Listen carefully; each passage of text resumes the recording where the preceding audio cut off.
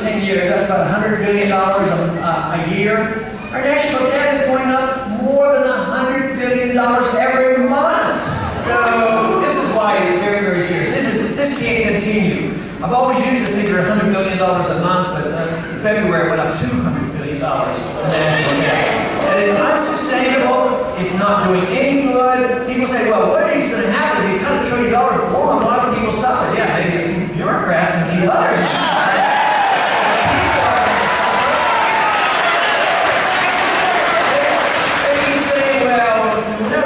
Money to stimulate the economy, and liberalism and Keynesianism actually teaches that. If you're in a slump, you need a problem, you want the economy to go, you have to have government spending. If the people won't spend money, the government has to spend money. But there's a big difference. If the government spends $1 trillion, you get stuck twice. First, they took it from you, and then when they spend it, they started messing around with your life and the economy and everything else, so you can get it twice. Now, if you take $1 trillion away from the government and put it to $1 trillion into your hands, you get to spend the money and not the government.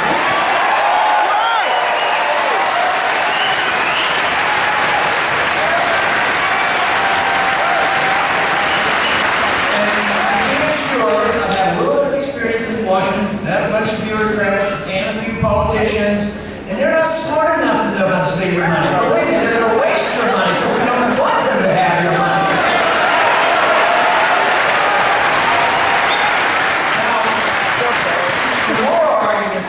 Rather simple. Jefferson talked about where our lives and our rights come from. They come from our Creator, not from our government.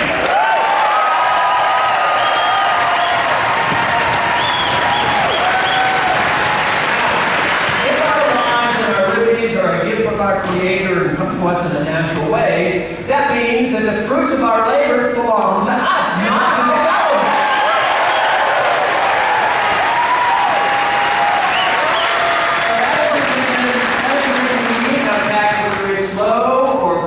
That they think they don't pay income tax is still bad, because the assumption is made that what you earn belongs to the government. You get to keep a certain percentage, dealing with what the government tells you you're allowed to keep.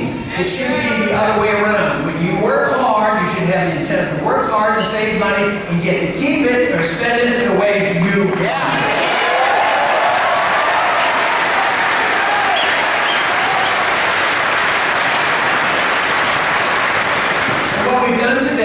Accepted this notion that the government should be the economic planner. It should manipulate the economy through the monetary policy, gives us the booms and the busts and the depressions, and allows government to grow.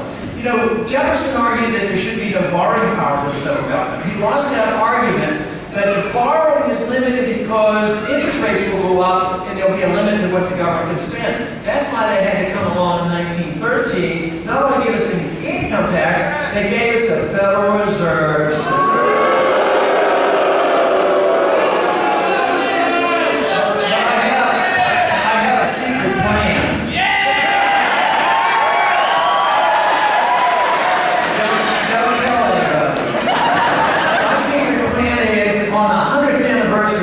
Next year, let's celebrate by repealing the Federal Reserve.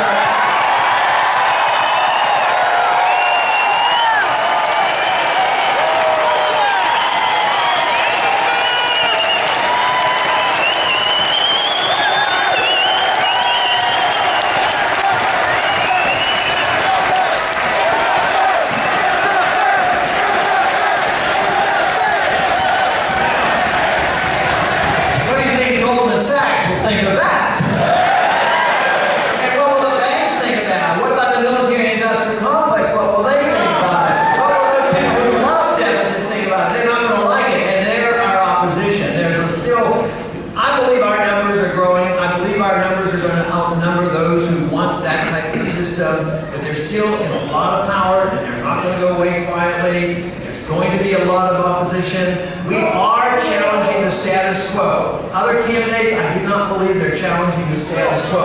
So if we don't, we cannot continue, whether it's the spending or the wars or the attack on our civil liberties. There won't be anything left. This idea that we had to pass this so-called Patriot Act,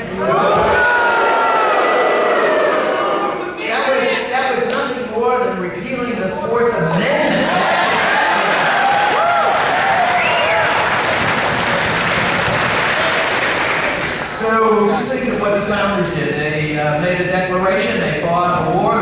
Constitution. They gave us the Fourth Amendment and many other amendments, and we're allowing them to slip away. We are less free now. We are less wealthy. We still have wealth in this country, but there's a big difference between now and 10 years ago. Before we used to own it, today all we have is debt. Whether it's the government debt or corporate debt, the whole world is swimming in debt. It's all based on a flawed, deeply flawed financial monetary system. That is, that you create the gold, the paper gold, which is the dollar right now, which gives us some advantages. But it also, because there still is trust in it, there is now the biggest bubble ever. There's the biggest debt bubble that the world has ever seen. We owe more money today than any other country ever has in the past. So it's unsustainable, and it's every time you see government growing, it's an attack on our personal liberty. It undermines our opportunities and our responsibilities to take care of ourselves and take care of our family and have a decent community life and have local government instead of the federal government and the NATO's and the United Nations.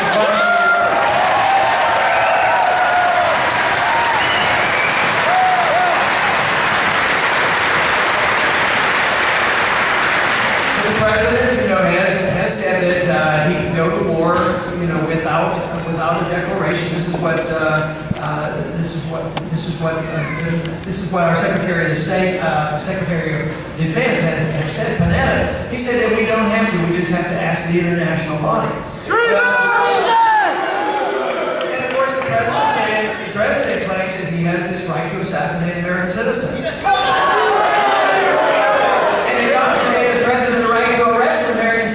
Suspicion of whatever he thinks is a suspicion. Arrest an American citizen, and guess what?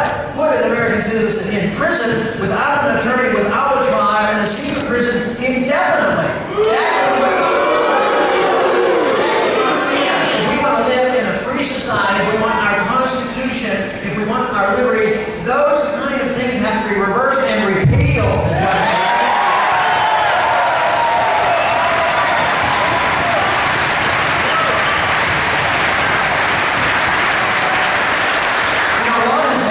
Last 10 years. Matter of fact, I think in the last 10 years, the recession has been going on. We had 132 million people employed 10 years ago.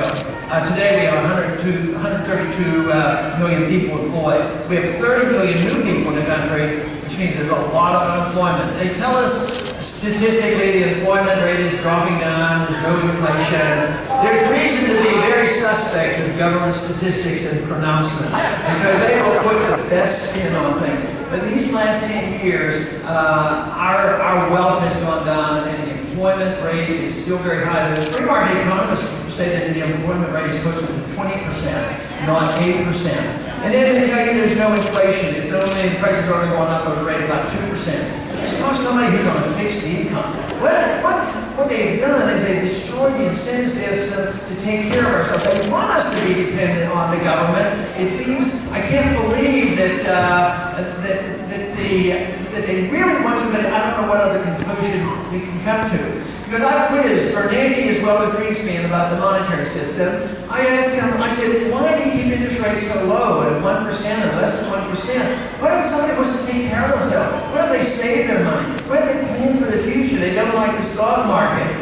Isn't this artificially low? Yeah, they're artificially low. And they admit they'd be probably 5 or 6 or 7% if the market dictated the interest rates. But he said their explanation, both of them explained it by saying, well, we have to take care of the financial markets and we have to take care of that in hopes that there will be economic growth, and some people will have to suffer. But that we don't choose victims in a free society, and that's what inflation does. They are choosing victims, just like they did on the bailouts. The companies that overextended themselves and were bankrupt, they should have gone bankrupt. They should have.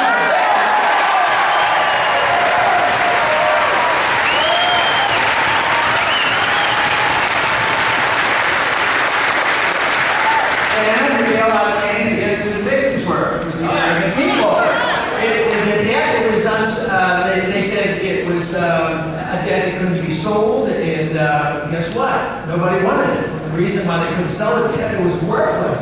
But the Federal Reserve and Congress came in and they bought up all of that debt. After these guys made so much money in the derivatives market, making billions of dollars So we end up with the debt. Now what's happening on the books? It was by printing press money and debt, but now the middle class is getting smaller, and we're not, the middle class is less wealthy. There is a transfer of wealth automatically when you get basic currency for the middle class and the wealthy. If you compound this with the control of the privileged class and add on the subsidies and the bailouts, then it compounds it. This is why the American people, there's so many people upset about it. They have a right to be. So, but it's very important to try our best to understand exactly where the problems are. Some people will conclude, you're absolutely right, that's why the government has to give you more money, and take care of it. No, that isn't the answer. We have to quit taking care of the privilege and make sure that we have the incentive to work for ourselves and keep what we earn.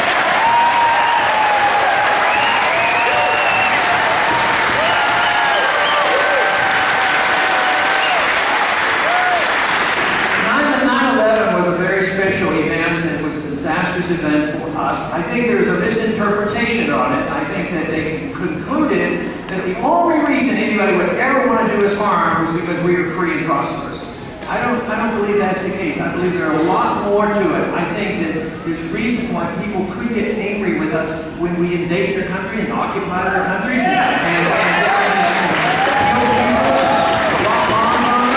But anyway, the conclusion was that it was a big event, but there were plans on the books for doing certain things, and they used this as an excuse. The invasion of Iraq had been planned since 1998. Because I remember that was the first time I gave a speech against going to war against Iraq. But after 9/11, they said, oh, it was Iraq, it was Saddam Hussein and the Al-Qaeda, and he has weapons of mass destruction, he's going to attack us. Oh, a bunch of lies.